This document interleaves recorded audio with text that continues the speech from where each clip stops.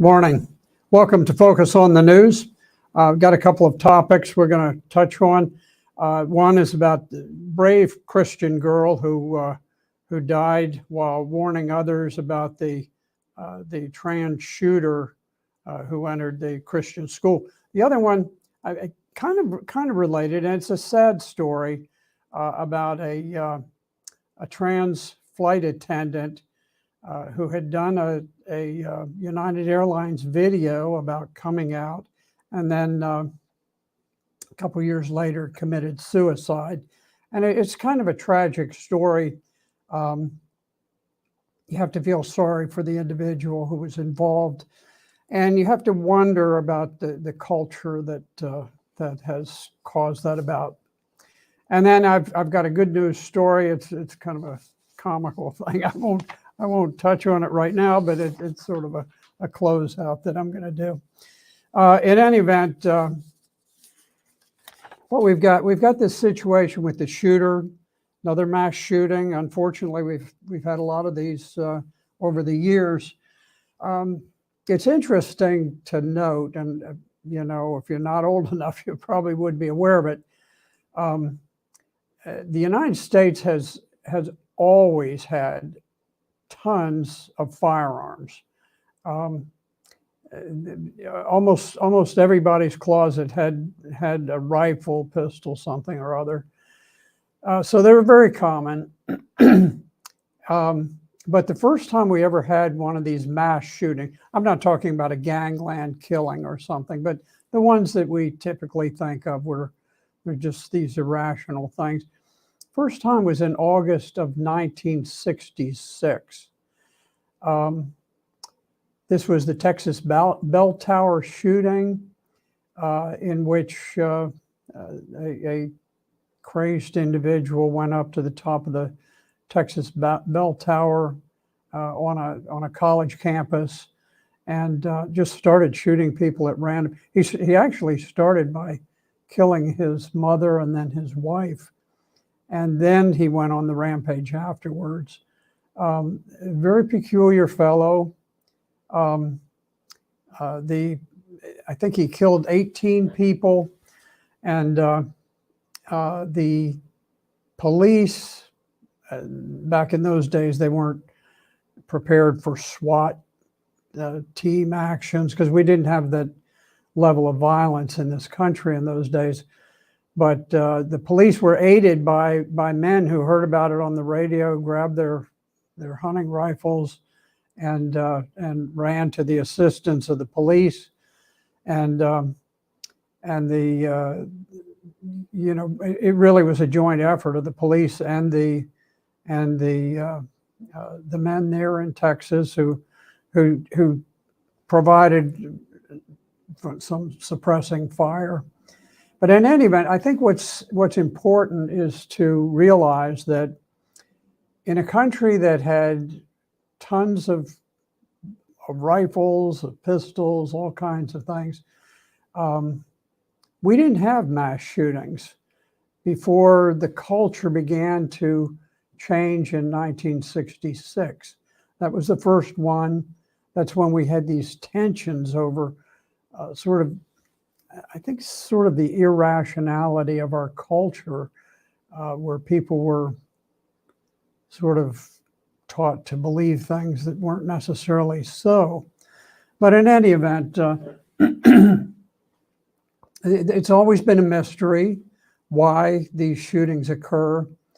And I think one of the problems is that when they try to analyze these shootings, the people who do it are typically left-wing psychologists or the Federal Bureau of Investigation, the FBI.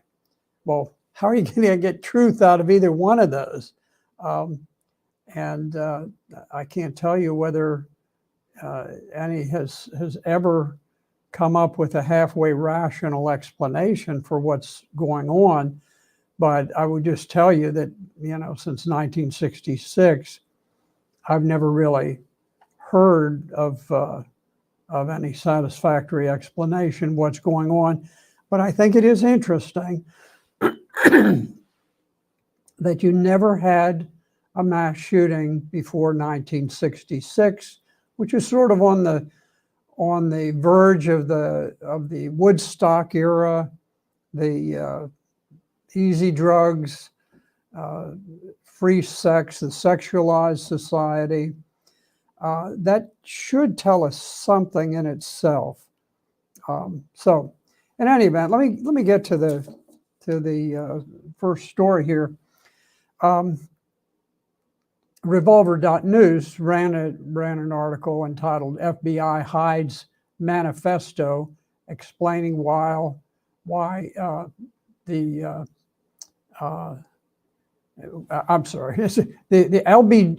LGBT activists fighting tooth and nail to keep transgender shooters' manifesto buried."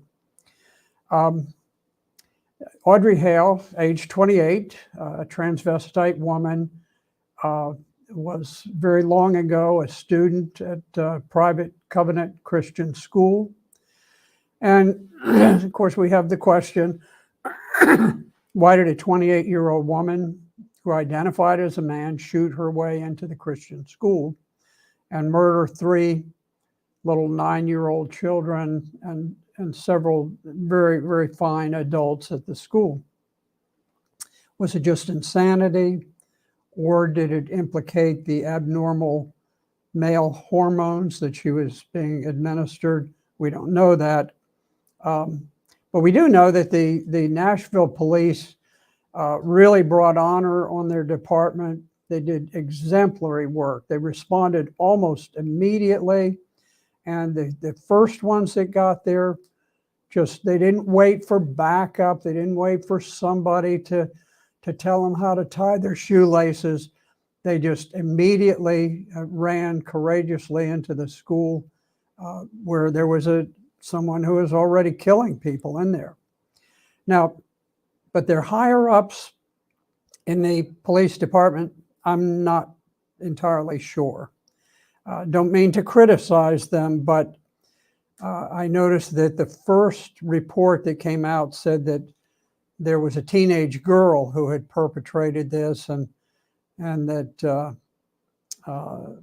that was the first story. But then, as more details started to leak, she was identified as a 28-year-old woman, transgendered, and whether that was just the chaos of the moment, it's very likely it was. But in these days, you're never entirely sure. What is certain and is very disturbing is that the Nashville Police Department seized from this murderer a manifesto that explained all of what was going on in her mind about what she was about to do. Now, we know the details of the events are contained in it because the police did release the fact that it sort of had laid out the whole plan, what was going to be done, had a map of the school and entry points and so forth. So we know that the police department was aware of what was in that manifesto. We know it's been turned over to the FBI. Well, hello. What are we going to get from the FBI? The FBI is a political organization designed to employ police force against the citizens. And so are they likely to disclose anything that's negative about a transgender homosexual? Probably not very likely. So we shall see. Perhaps there'll be some political pressure that will force some of this out into the open. But one of the things I think that is apparent is that the organization of this school is a very fine school, apparently, and they had prepared for an eventuality like this. The headmistress at the school, and I apologize that I don't have her name right now, but she went directly to the sound of the gunfire, and was perhaps one of the first people killed anyway. And apparently she was trying to perhaps talk this creature out of doing what she did. In any event, the headmistress was shot and killed. And then I wanted to focus a little bit on a little girl. Her name was Evelyn Deckhouse, and she's been hailed as a hero. When it emerged that she was shot while trying to pull the fire alarm to protect the other children. Apparently, this was part of the protocols that they had established within the school in case there was some madman, or in this case, mad woman, who entered the school. And so she was found right beside the fire alarm, which was rung, by the way, and it did sound the alarm. So it appears that she was living the scripture, which says, "Greater love hath no man than this, that he lay down his life for his friends." Little Evelyn was an example to all men, for she followed God's command to love thy neighbor as thyself. And she showed that man has no greater love than she, because she laid down her life for others. So God bless you, little Evelyn. You've inspired us all. Now, it is interesting looking at the media reaction to this. Even in moments of terrible tragedy like this, our culture is so devoted to this moral depravity of transgenderism that you have newsmen paying homage to the warped pronouns of a murdering pervert by saying things like this. This is one of the titles. Audrey Elizabeth Hale, 28, shot their way into the Covenant School in Nashville, Tennessee. Now, of course, it's not their way. There is a plural. There was only one shooter. Audrey Elizabeth Hale was her name. And she didn't shoot their way because she was only one person. But it's part of this illogical designation of people. You call boys she, you call girls he, and sometimes then they don't like that either, and you call him they. It's bizarre. Here's another one. Listen to this. On some social media platforms, and this is a quote, on some social media platforms, Hale identified as a male using pronouns he, his, him. Their mother, devastated, referred to them as her daughter. Let me read that again. Their mother, devastated, referred to them as her daughter. Now that's irrational. Them, how many do you need for them? You need at least two. You have to have at least two people, or you have a he or a she. You don't have a them. You may have an it. You could use an it. It is singular. He is singular. She is singular. Them is plural. There is plural. And so you have this irrationality, and it is so ingrained. There is such a level of fear and intimidation in our culture today that even when this person who does it is just the most despicable human being that you can imagine, you still see the media paying homage kneeling, bending a knee to this warped ideology of transgenderism by literally distorting the meaning of words. Well, we see this strange thing going on so many times, and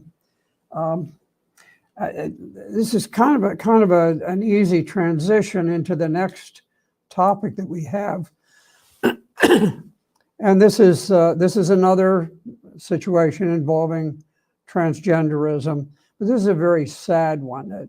The first one, you had a mad fiend who was creating, just horror and bloodshed.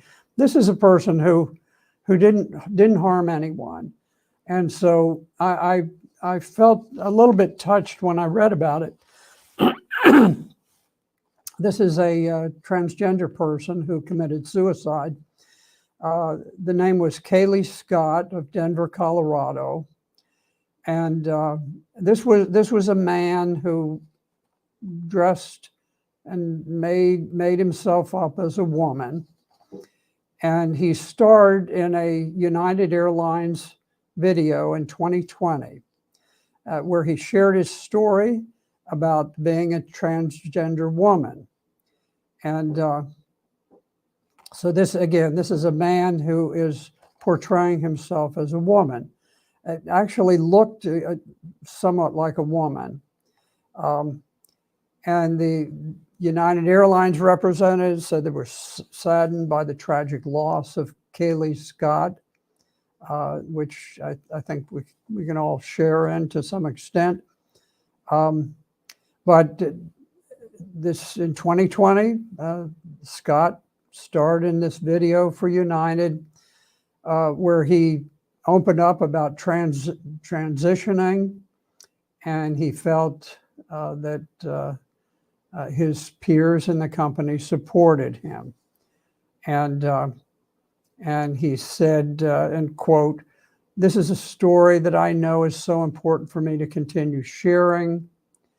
Not for me, but for those out there who are still fighting social norms, the boundaries set upon them, and fighting themselves." Well, the interesting thing, and this is the young man who committed suicide. He spoke about still fighting social norms, and that is the problem that we've got here. Is that we now find ourselves where we're faced with this dilemma. We can either cater to this minuscule portion of the population who insist on living an illusory fantasy life and living in a fantasy world, and we can either allow the rest of the world to live in a sense of reality, or we can attempt to crush out every voice of dissent so that the rest of the world will join in the illusion that these transgendered people attempt to create. I think it is a terribly damaging proposition for a civilized nation to attempt to compel all of its citizens to live an irrational, illusory life, because if you lose rationality, it's very difficult to really remain a great civilization. Going back to Kaylee Scott, one other thing that he said, I was about 9 when I started to realize I don't think I'm a boy. Now, I got to tell you, at 9 years old, there's not a lot of sexuality going on. They're little tiny little encounters that children will have, but they're very transitory, and children at 9 years old just don't think about sex. It's just not natural. That kicks in with puberty and that sort of thing, and then you sometimes think about nothing but sex. But at 9 years old, you're not thinking about it, and I have to believe, and I apologize if I'm wrong, but I have to wonder whether at 9 years old, if a boy begins to think maybe I'm not a boy, I have to wonder whether that boy is getting encouragement to think that way from people who are much older and more mature, and people who are close to him sometimes. So hopefully that's not the case, but I suspect in the great majority of cases, there are parents, relatives, close friends who encourage a child to begin acting like the opposite sex, dressing like the other sex, grooming themselves like the opposite sex. And I would strongly discourage anyone from ever doing that, because you can see the results of it. The suicide level among these trans people is just astronomical. It's just a terrible thing. Now, this Kaylee Scott said in her interview, said that bullying had affected her mental health to the point where she was considering taking his own life. The article says her, but but it's a man. And this is another quote. It says, the bullying, hiding who I was, not addressing it, it all built up, he said. It got to the point where I couldn't hold on any longer. Sad that this individual committed suicide. Didn't sound like a person who wanted to be bad or who wanted to cause any harm to anyone. But we have a very sick culture, and as long as we maintain this illusion, as long as we try to play into the illusion of people who are not mentally sound, we're going to just continue downsliding. Now, the good news is that people do seem to be waking up to this. Parents are taking action. They're taking back their schools from bad elements, individuals who put these rainbow flags up in their classrooms, who have children play acting the opposite sex and things like that. So we're making progress in the schools. The concern about the schools is not going away. We've got Republican governors, no Democrats, but Republican governors who are trying to push pornography, homosexual pornography out of the school libraries. Lots of good things in that direction. We've got miles to go. I mean, just an infinite distance to cover, but at least we're moving fairly steadily in a positive direction. This is for the first time in a generation, 2 generations, 3 generations. Okay, I'm going to close out with something that is totally kind of off the wall. There's a great site, and every once in a while I'll look to it. It's called the Good News Network, so that's my plug for them. And they accumulate sort of lighthearted stories. So I've got one here. Okay, Mr. Pickles, who is a 90-year-old tortoise at the Houston Zoo, has fathered triplets. He did this with his 53-year-old wife. There's no name for that tortoise given.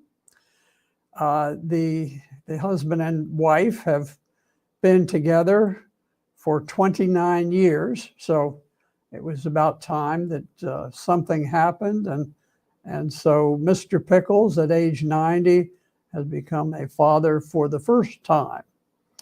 Mr. Pickles is a radiated tortoise from Madagascar, and he is the oldest animal at the Houston Zoo.